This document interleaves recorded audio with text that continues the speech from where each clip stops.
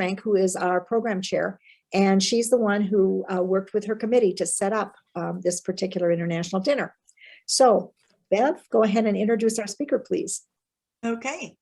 Dr. Suzanne Kent is a sociocultural anthropologist with interests in transnational migration, globalization, gender, international development, and conservation. Tonight, she's going to speak on gender and Central American migration. So, Dr. Kent. Thank you very much. Thank you all for having me. I do have slides to share, so I'm going to try sharing my screen, but I usually work with Microsoft Teams, so bear with me if I'm not as eloquent as I would like to be here with this process.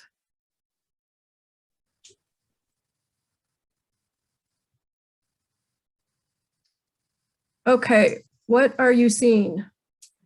Looks good. Okay. Central, gender and Central American migration. Perfect. So that's what I'm going to be speaking about tonight. To orient you, we're below Mexico, and I'll especially thinking about the countries of El Salvador, Honduras, Nicaragua, and Guatemala. Let's see, let me go ahead and,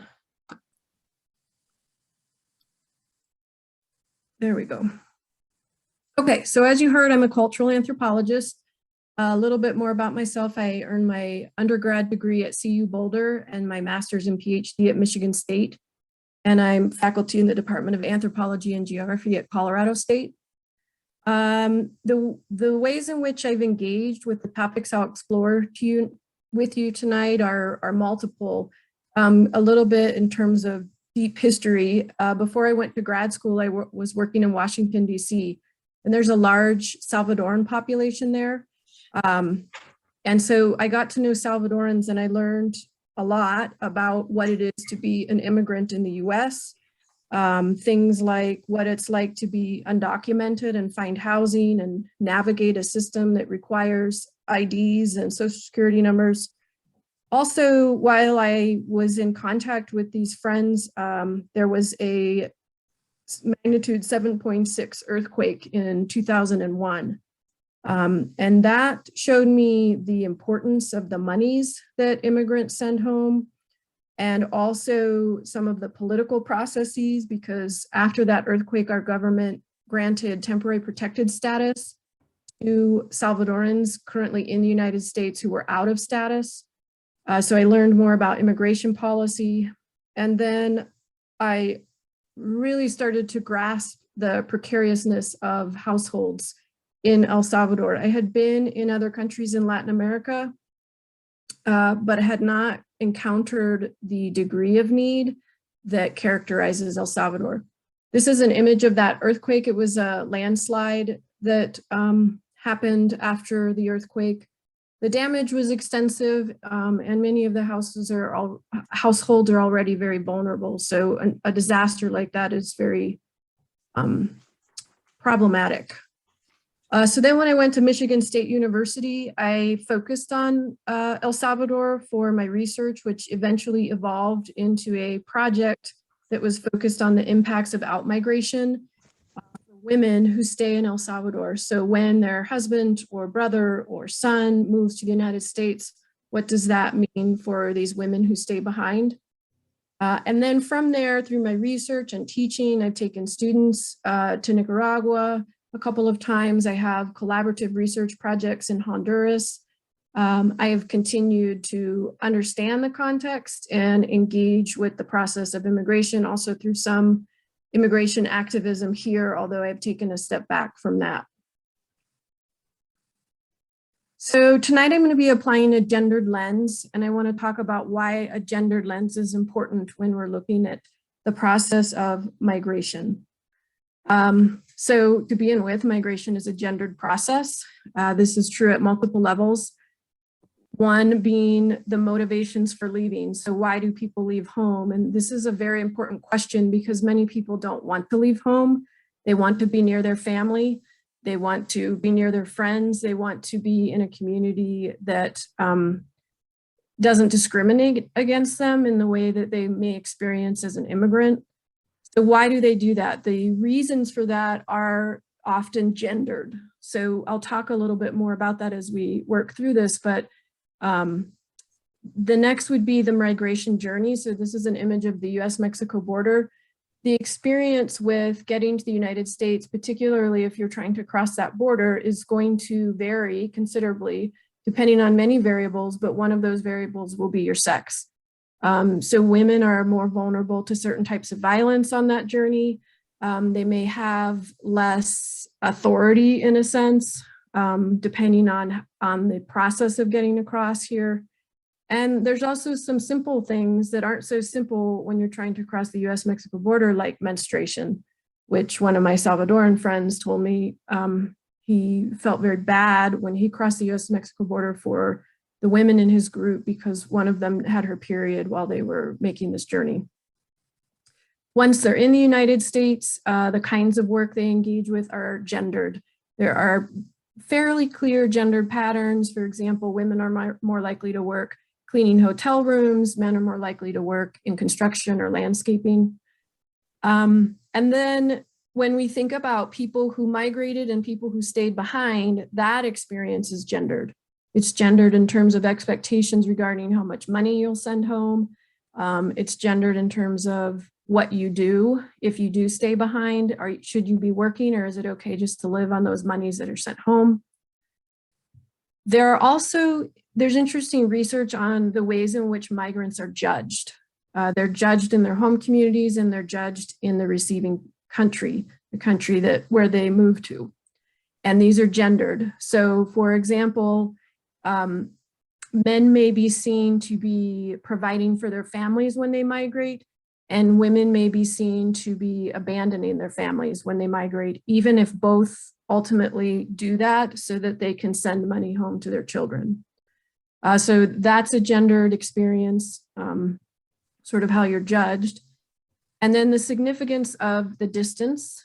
So that's a gendered experience. So if you're far away from your children, whether you're a mother or a father, for example, that experience is different. And the cross-cultural experience can be different too, depending on your gender. So a couple of examples.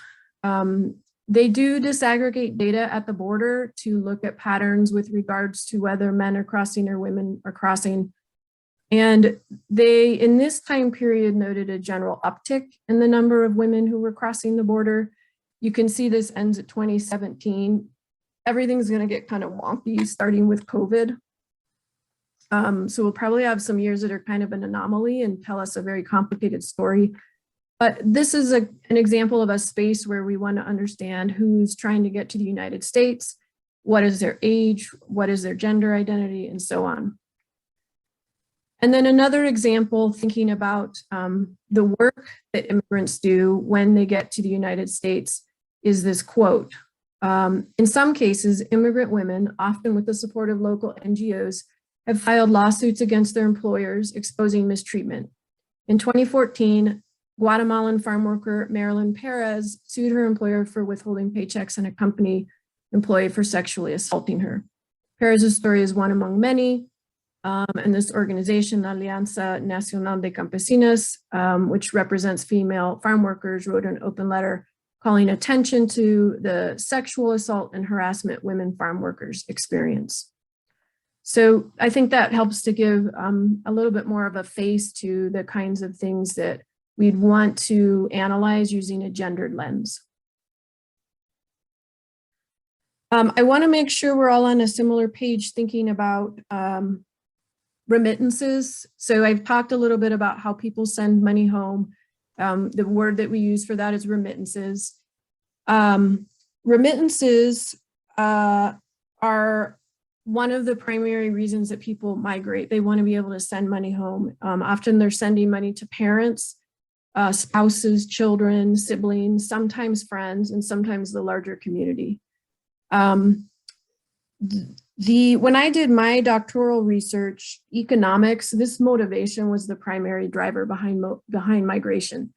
You have to look, though, at a given context and a given time for how this fits into the reason that people leave their homes. But it globally is a very important part of the story. And one of the things that's important is to consider cost of living in their home country, wages, and working conditions. So here I'm highlighting some current patterns for El Salvador, where the minimum wages per month vary a little bit depending on the sector. But for example, a factory job earns you about $360 a month in El Salvador, and a job picking coffee earns you about $270 a month. So these are two sectors where you would probably see people who feed into the flow of migrants into the United States. So we might think the cost of living in El Salvador is radically different, and it is not. So what I have here is an image of a home that is on the market. I pulled it up fairly recently, and its asking price, it's 1884 square foot home, 1 story, 4 bedroom. Its asking price is $275,000. That's a lot of money where you're talking about wages that are this low. We can think about iPhones, gasoline, appliance, automobiles. All of those things cost more in Central America than they do here for a variety of reasons. And those are all things that people would like to have. So this is part of the driving force behind the flow of labor. And again, this is really a global story. Remittances often make up a sizable portion of GDP for countries in Central America. For El Salvador, it tends to be between 15 and 17%. Honduras right now is about 19%, and Guatemala is about 15%. So remittances are very important for their national economies as well as for the households that receive them. The average sending amount is usually, I think, around $200 a month. And it's used for things like housing improvements, improved nutrition, better schools for kids, supporting parents who are no longer working. Maybe it's medication, maybe it's healthcare expenses. And again, we'd want to use a gendered lens to think about who remits the money, who receives it, how much. Are there differences between men and women? Also, are the obligations gendered? Because migrants experience a lot of pressure to be sending money home. And it could be that men and women experience different degrees of pressure. Okay. The other thing I wanted to make sure we're all on a similar page on is immigration pathways. So certainly many people come to the United States with visas. They may be here on a tourist visa. They may be here with a student visa. When we're talking about labor flows, we're usually talking about some kind of workers visa. For Central America, the H-2B visa for non-agricultural workers, which allows landscaping companies, for example, to hire you, would be one example of a visa that Central Americans might have. And then agricultural workers who pick crops primarily, that's the H-2A visa. Those are 2 examples, but there are also professional visas. Those are harder to get because you have to show that there's not anybody in the US who could fill that job. There are caps and other barriers that limit how many people can get visas. They're not an easy thing to get. The same is true of applying for residency. So applying from Central America for residency in the US, very small numbers of people, they have a quota system. It's very expensive.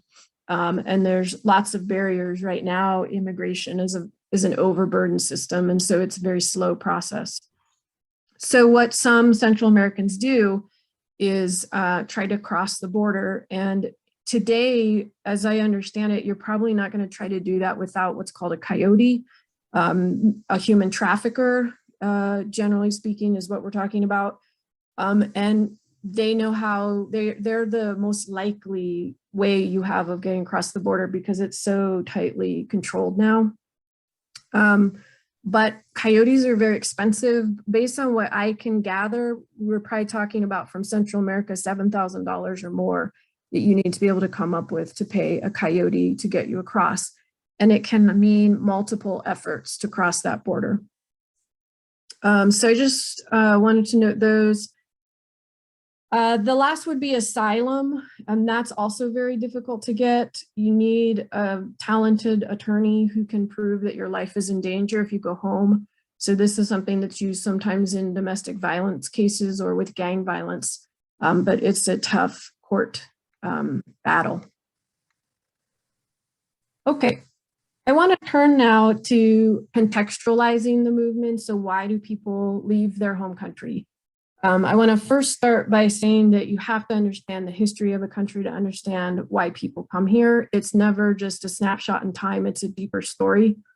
The one that I'll tell you a little bit about is El Salvador. That's the country that I know the best. And Salvadorans are second or third to Mexicans in the total number of migrants living in the US. They tend to be kind of neck and neck with the Philippines. So if we look back, the Civil War in El Salvador, which took place between 1979 and 1992, this is a critical period for the story of Salvadoran migration.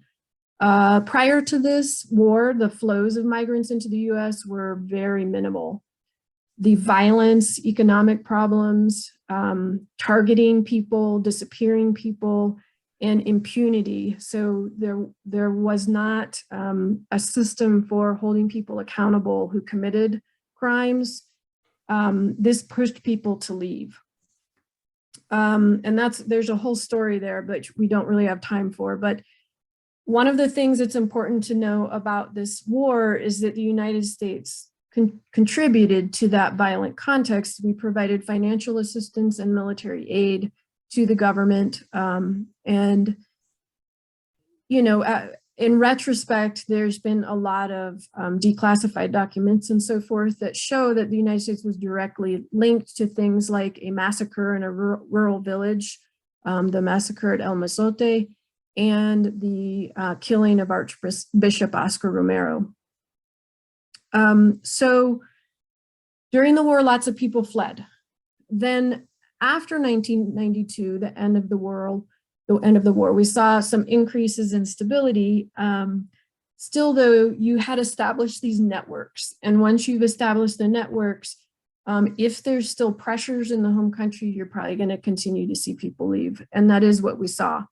The other thing that happened during the war and continued afterwards was the beginning of gangs in El Salvador. So these people who fled ended up in communities in the United States where they were exposed to the gangs here. And as best can be documented, that then was brought back to El Salvador and it took off. And the gangs in El Salvador and now in other Central American countries are one of the key forces today that makes that place unstable. And they have their roots in the United States. This is very critical to understanding the continued flow of migrants to the US today. Honduras, Guatemala, Nicaragua, they have similar histories. The United States has also kind of held a heavy hand in each of those countries, shaping how things ebbed and flowed and the conditions that were more stable or less stable. But each case is unique at the same time. Okay, so history is important. But thinking about the last couple of decades and instability in Central America, I'm going to outline 4 different types of instability. I'm going to start with environmental. This is an image of coffee. And I'm looking a little here to research of my colleague Diego Pons at Colorado State University. He's a geographer. And he's been conducting research in Guatemala on the environment and climate change and the way that's impacting people. And there's growing evidence that this is a force that's pushing people from their homes. About 70% of Guatemalans live in rural areas. Some of those engage in food production, like growing coffee, but not all of them. An estimated 66% of people in rural areas are unskilled labor. So everything is sort of complicated and interconnected. So local food security and livelihoods are being undermined by climate change, by environmental changes, increasing droughts, for example. And the World Bank estimates that Guatemala is one of the 5 most vulnerable countries in the world to climate change. There's a local organization you may have heard of here in Fort Collins called Trees, Water, and People. They work in Central America, and they've also increasingly emphasized the importance of addressing environmental problems in the countries where they work, increasing evidence that it's pushing people from their homes. This is a complicated problem. Some examples of interventions that Dr. Pons recommends include fairer prices for coffee and improved wages for workers, investing in habitats for plant food species, and improving access to tools and information on climate and weather for farmers. And that last thing is one of the things that he's been working on. So this is going to be something to keep our eyes on because it's going to be a force. This is actually a global force as well. The US military is very aware of the role of climate in displacing people.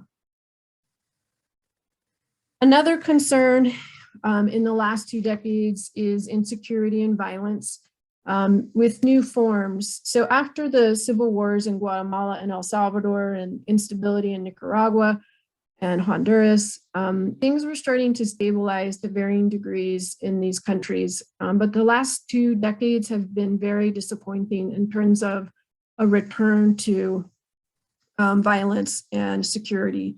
The gangs that I talked about in El Salvador are important here.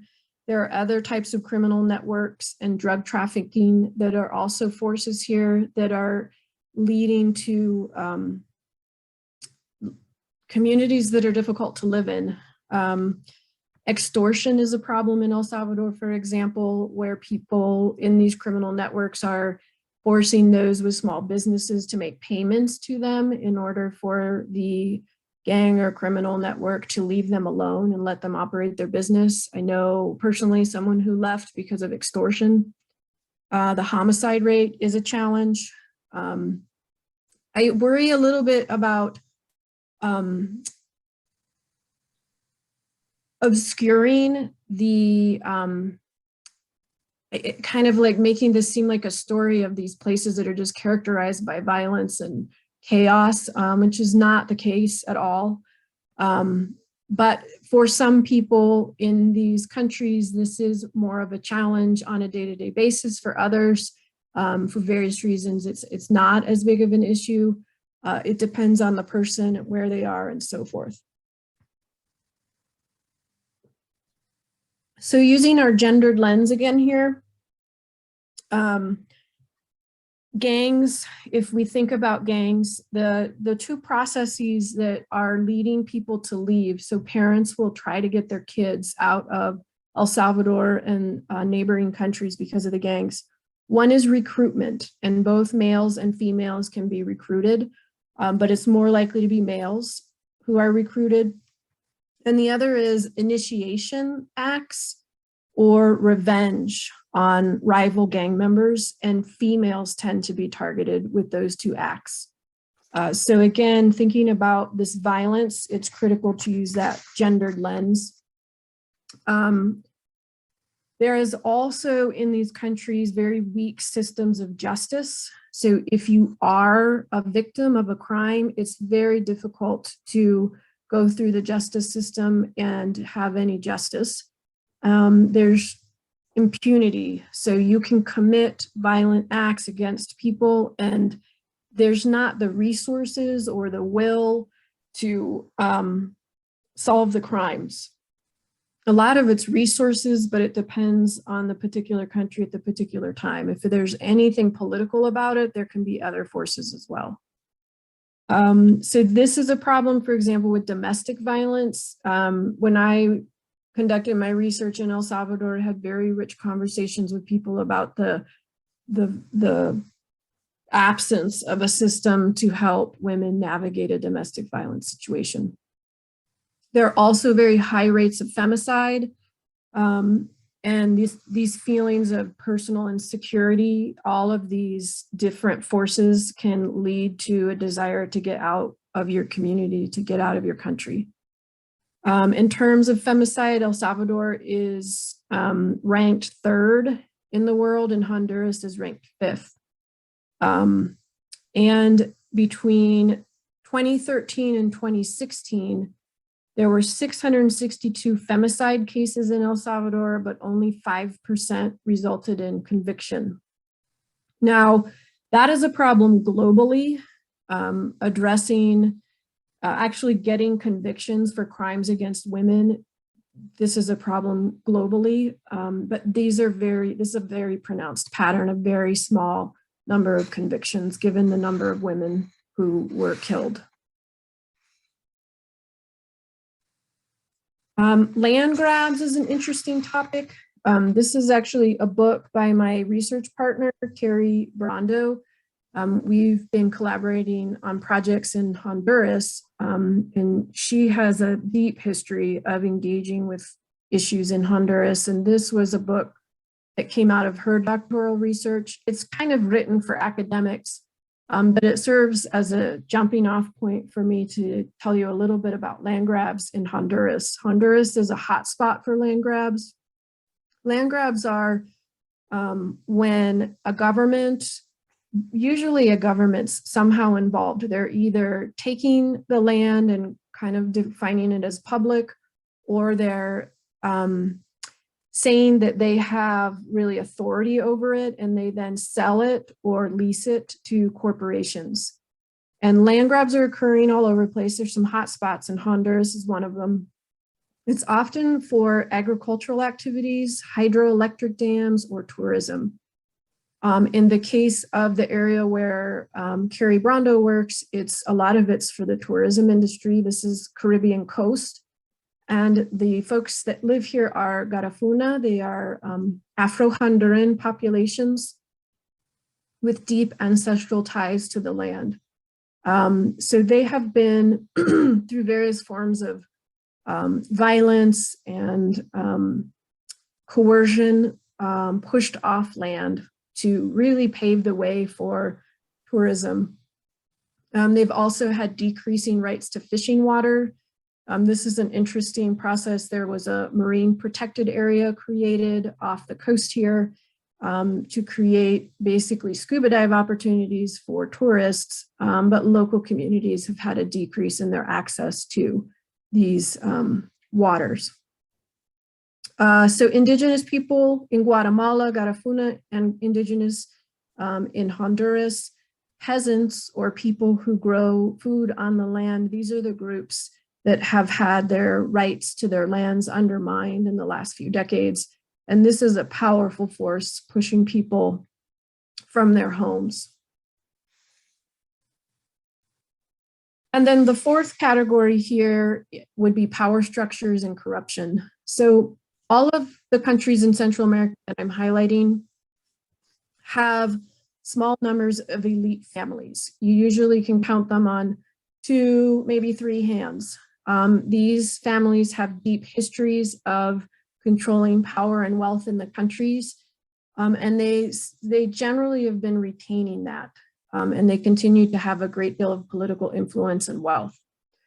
So all of these countries have deep histories with inequality, with varying stories, right? Nicaragua has its own story, which is very interesting. Honduras, Guatemala, El Salvador, probably a few more parallels in terms of the control of these families. They tend to be sort of nestled in the government as well. And so narrowing the gap between the very rich and the majority of people who are poor has been very difficult in these countries. We did see some growth in the middle class in El Salvador after their civil war, for example, but inequality continues to be very pronounced in these countries. So governments and elites are important groups to be concerned with when we're thinking about why people are leaving these countries. US policies are also important. So CAFTA, for example, is the Central American Free Trade Agreement. It was ratified in 2005. It was modeled on NAFTA. It gives the United States and US corporations quite a bit of power. I was privileged to hear an economist in Nicaragua talk about the negotiation process. The negotiation process itself for this free trade agreement was characterized by extreme differences in power. And so the United States is able to take that kind of agreement and make it something that more so benefits us. There's some evidence, for example, that CAFTA is undermining. It's another force that's undermining farmers in Central America. Because what it does is it opens up the borders between the countries, and this has allowed US subsidized foodstuffs like corn, for example, to enter the Central American market. And farmers in Central America can't compete with the subsidized foods that come out of the United States. And then the World Bank and the International Monetary Fund are important as well. When countries borrow money from them, they have to comply with certain rules. So those are the loan conditions. But the World Bank and the IMF also put a lot of pressures on governments to reduce their expenditures. And when they reduce their expenditures, that usually means cuts in healthcare, cuts in education, cuts in pensions, lowered wages for public workers, and so forth. These things put pressure on households, they put pressure on larger economies. And so that is also a force in Central America that can help to explain why economically households struggle. Now, the World Bank and the IMF wouldn't see it that way. They would argue that their policies help to address poverty and increase economic stability. And then along this topic, continue this topic of power structures and corruption, we can highlight the 2009 coup in Honduras, which is really kind of a mix of all of those things.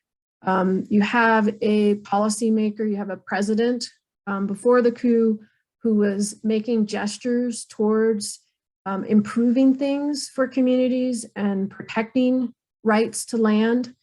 And then you have power holders in Honduras who did not want their resources reduced as part of sort of efforts to increase equality.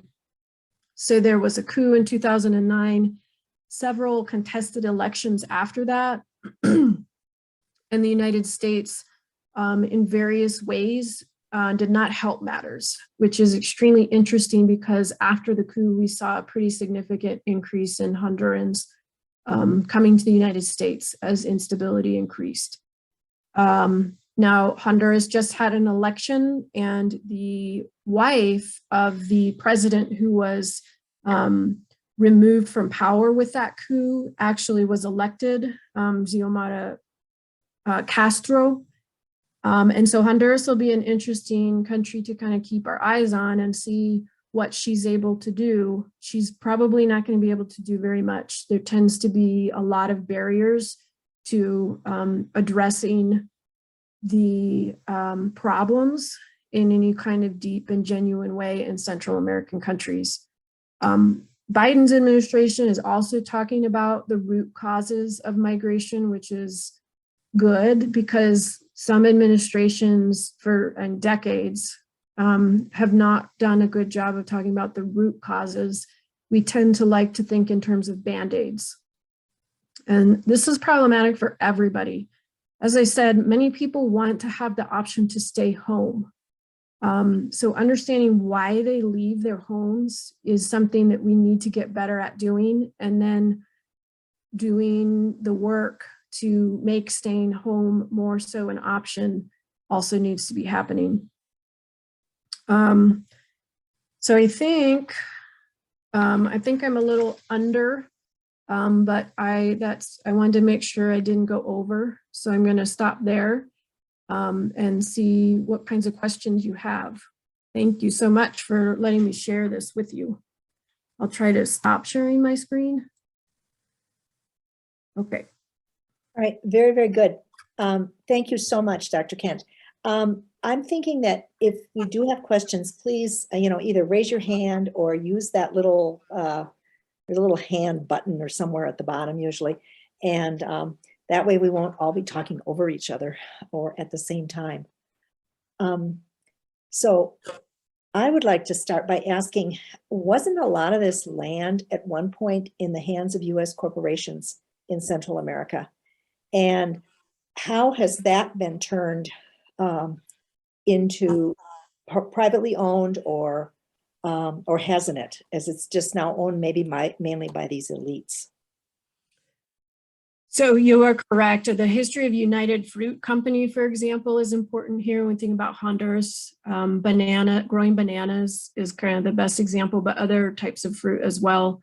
And that was an example of governments in Central America giving US corporations leases to operate and produce on those lands, with pretty horrific working conditions for the folks working on the plantations. What has happened over time is very specific to land and the country. So in Guatemala and Honduras, for example, you've had leadership at times that wanted to get hands back to the land, back to the people. So for example, by making them communal lands, and that of course would anger the US government. The Guatemalan Civil War,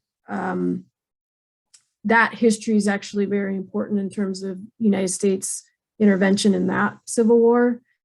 So it's sort of an ebb and flow. There are cases of lands that at some point US corporations produced on now being back in the hands of locals and not necessarily elites, sometimes elites. But there are still US corporations operating in Central America too. Thank you.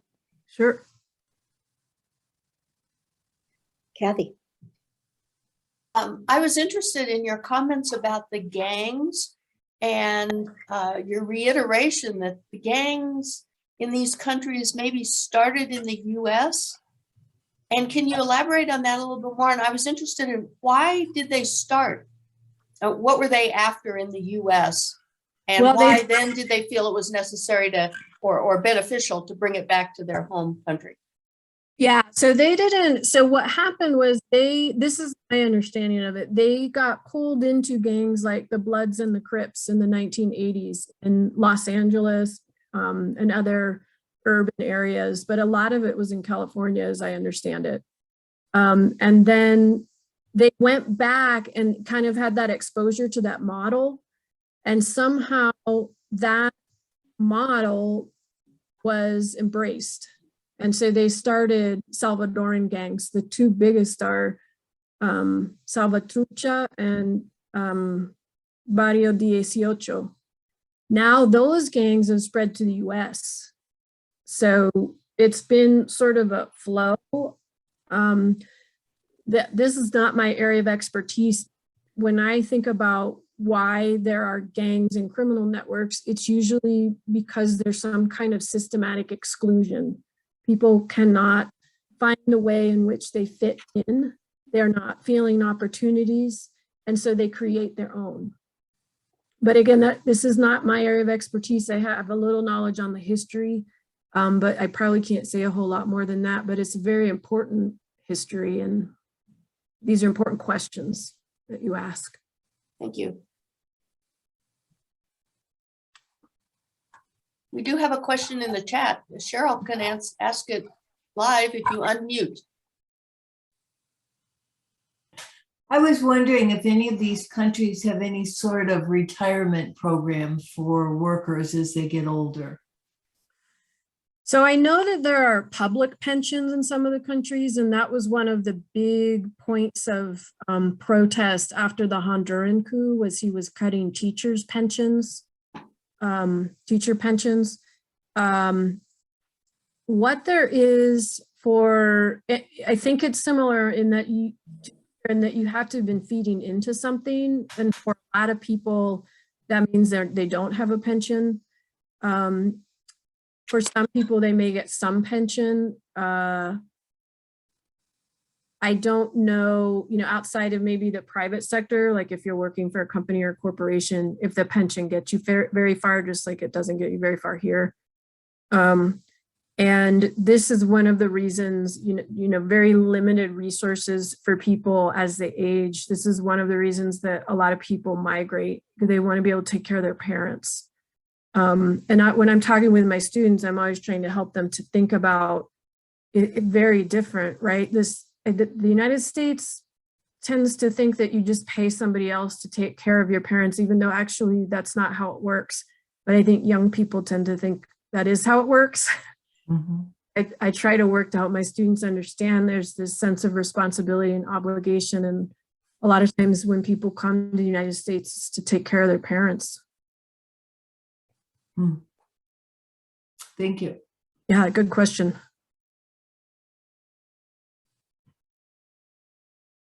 Anybody I else? have another one if nobody else does.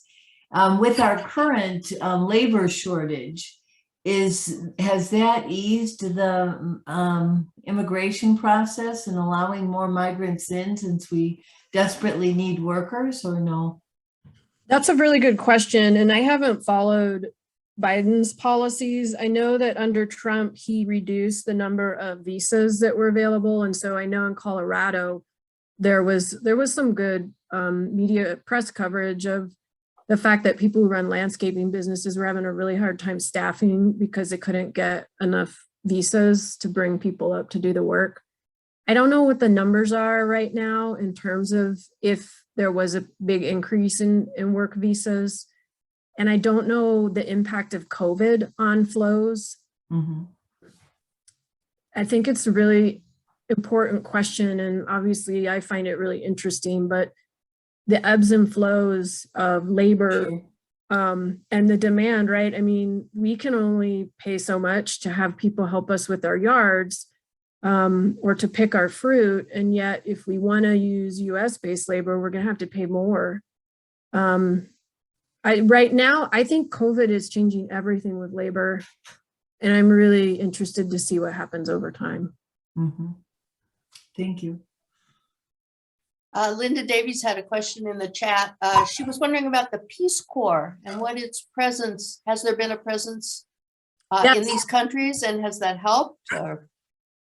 Peace Corps, absolutely. As far as I know, all 4 countries that I highlighted here, El Salvador, Guatemala, Honduras, Nicaragua, unfortunately, they do get pulled out. So Nicaragua went through some very disappointing political upheaval in 2018, I want to say, and they immediately pulled Peace Corps out.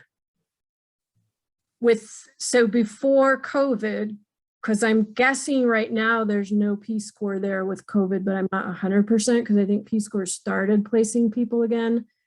Before COVID, as far as I know, actually, I'm not sure if they were in Honduras either. Honduras might have pulled Peace Corps after the coup. As far as I know, they've been consistently in El Salvador and Guatemala, but I'm not 100%. Those are both definitely difficult countries with the instability. But when I was there, they were there, and I'm not aware that they had pulled them since then. Peace Corps. So my last kind of connection with Peace Corps was in Nicaragua, and it was a CSU graduate. We were down there with students doing a program on community engagement, and we met up with our student who graduated, and he was in Peace Corps doing a project with health work.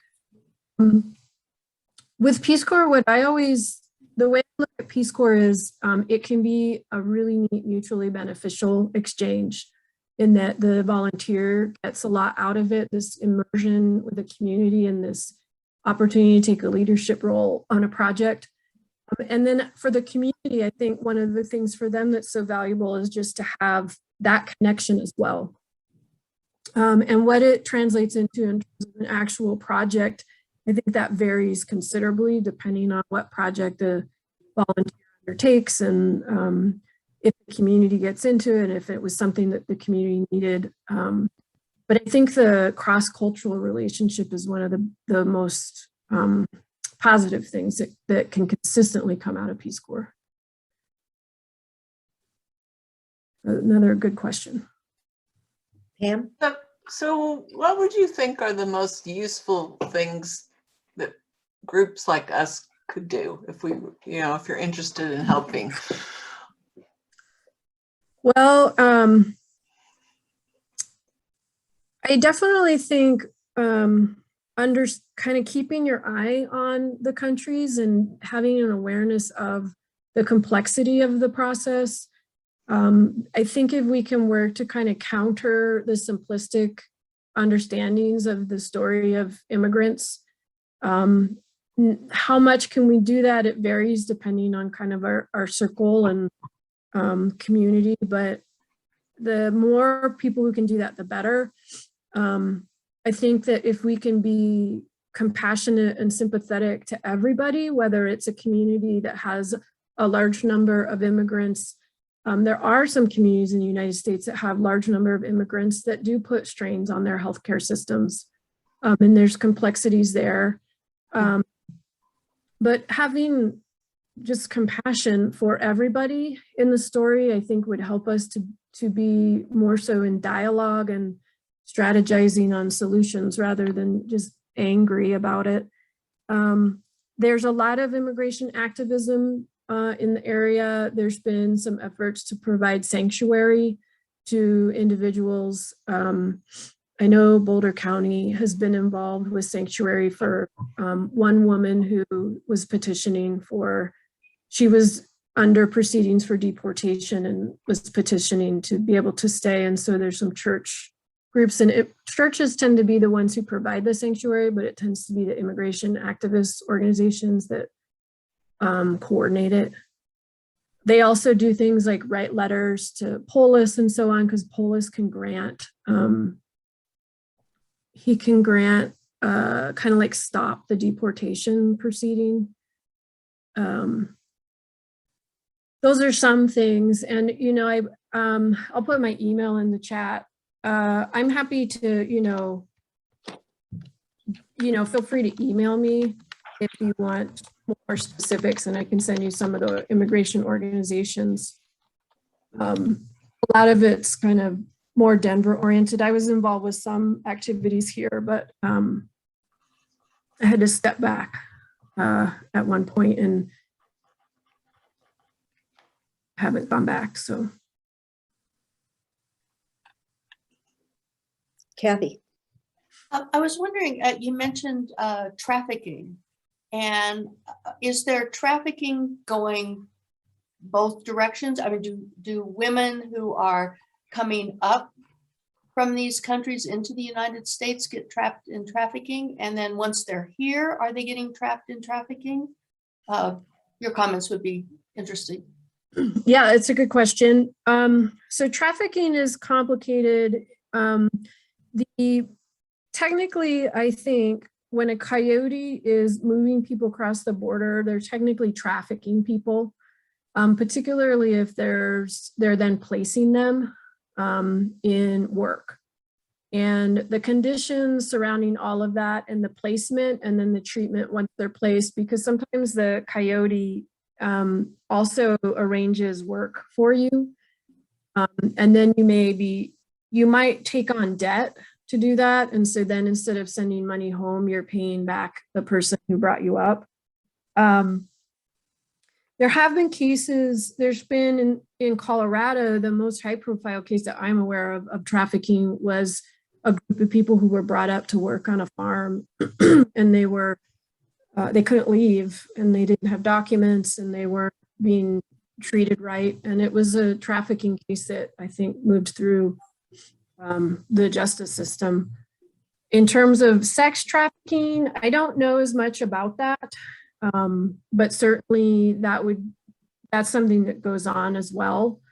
It can take different forms, but it's certainly something that goes on, but I don't know as much about it as I do. I've heard more about people getting pulled into like agricultural work. Thank you. Dee Dee? Do you know anything about nonprofits like Kiva and if they have any influence or any benefit in these countries?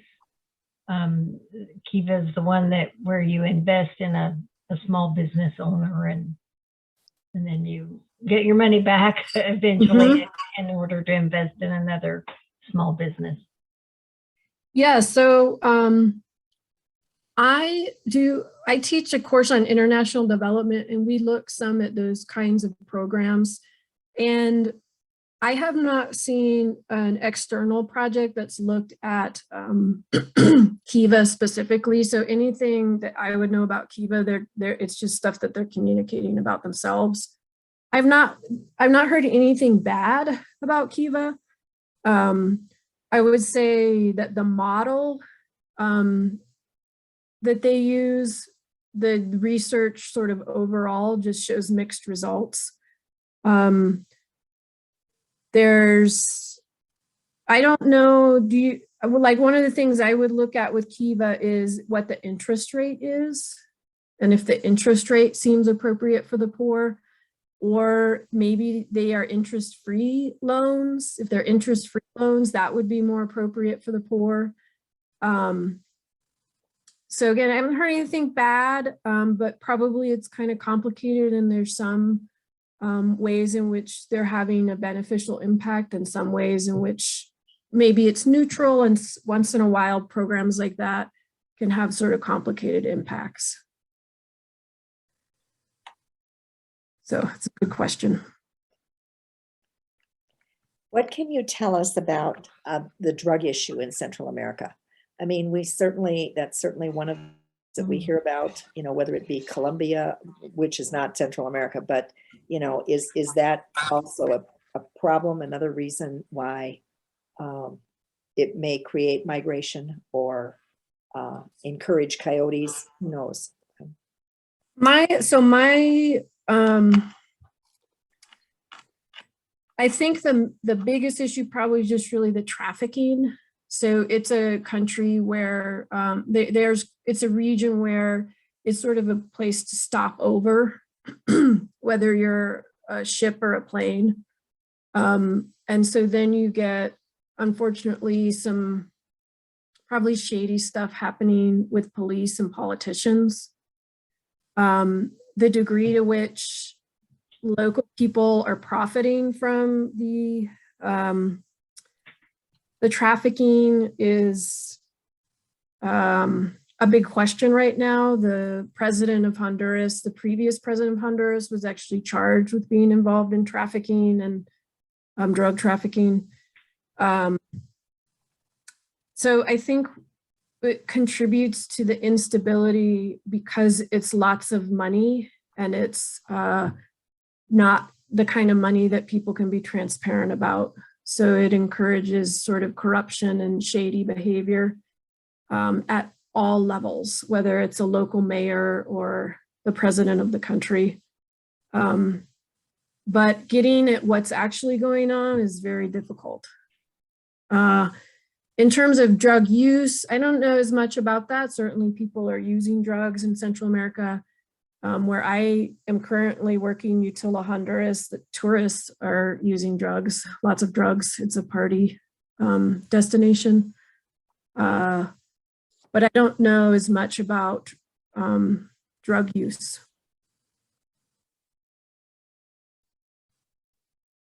I just looked up about Kiva on Charity Navigator and they got a good score. They get a 93.97%, which is like a 4 out of 4 and excellent. You can give with confidence, they say.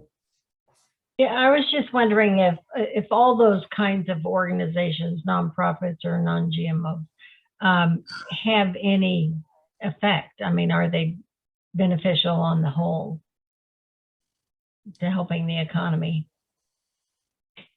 Yeah, I mean, I think that what Cheryl points out is important because that's kind of like the beginning of it. If they're not getting good scores with something like that, because one of the things that usually measures is just transparency and overhead. So if they're not getting good scores there, they're probably not having a good impact. basically, again, I just think it depends on specific projects. I don't think any of those kinds of organizations are going to be the answer, but at an individual household level, for some people, those types of programs are helping. And that's what I think, you know, we have to think micro and macro, and a lot of the ways to help are very micro and small. Thank you. Well, one of the things I was thinking of, I haven't traveled a lot in Central America, if at all, but as a tourist, what does a tourist presence help or make it more difficult? Because it sounds like some of the organizations, resorts, et cetera, that are being set up are creating more difficulties for the local population rather than just creating, you know, jobs that might pay better. If I were to go, what kind of tourism event or experience should I look for that's helpful rather than exploitive?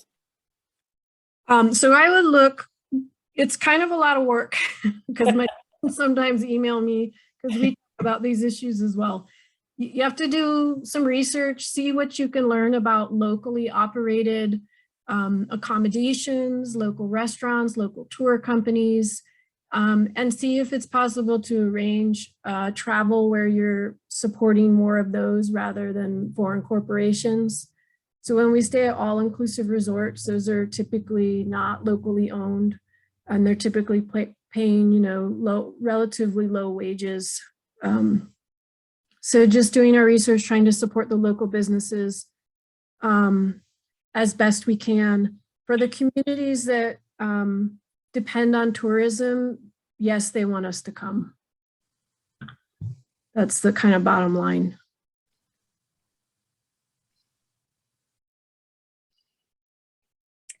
Thank you. Anyone else? I Oh, see Nancy, I'm Nancy. sorry. Nancy, please unmute yourself. And Okay. Can you reiterate or expand upon it? You had used the term of green neoliberalism. Would you, I might have missed the. Sure. Yeah, that gets really complicated, but let me see if I can, that was, I think like the subtitle of Carrie Brando's book on land grabs in Honduras. So I'll use an example. So one of the reasons for land grabs is to plant palm, African palm. African palm's a really hot commodity right now. It's one of the more stable commodities on the global market. And it's used in a lot of body care products. The United States has also increasingly been using it in food as producers have tried to move away from hydrogenated oils. And then Europe actually uses it as their fuel additive, as I understand it. So it's a hot commodity. And it also, for a period of time, was being framed as a green commodity. So people kind of were losing rights to lands. The story of palm is actually throughout the tropics, people being displaced, pushed off lands that they were able to claim a right to, often through international law, which protects customary rights to land. So being pushed off land in order to grow African palm. And that's very much a story that's taken place in Honduras. And then framing it as this green endeavor. But what's not told about the palm is that you have to deforest in order to plant it. And so it's actually very destructive in that regard. And then it's monocropping. It's not facilitating biodiversity. It disrupts species corridors. And there's other harms, sort of environmental trade-offs with African palm. So that's green neoliberalism in the sense. So neoliberalism is the current form of capitalism, and green neoliberalism is this idea that we have this form of capitalism right now that's really protecting corporate interests and eliminating at a global level barriers to corporate profit. It's sort of complicated. Hopefully that kind of makes sense. Thank you. Thank you so much. Anyone else have anything that you're curious about from Dr. Kent's presentation? Well, I was very, very interested in what you said about the gender lens.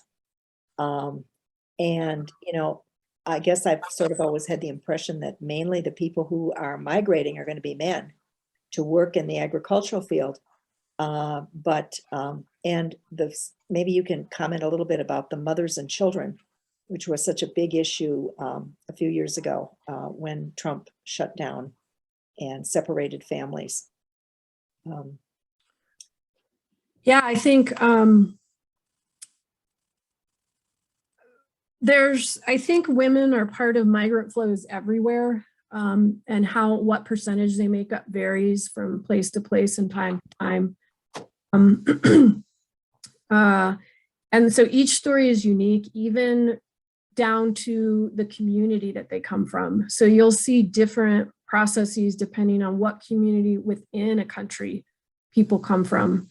And so why they leave varies, but I hope you have a sense of, for a parent in Central America right now, the desire to facilitate a better life for your kids, whether it be to send money back home so that there are different schools, better schools, or actually get them out of the community.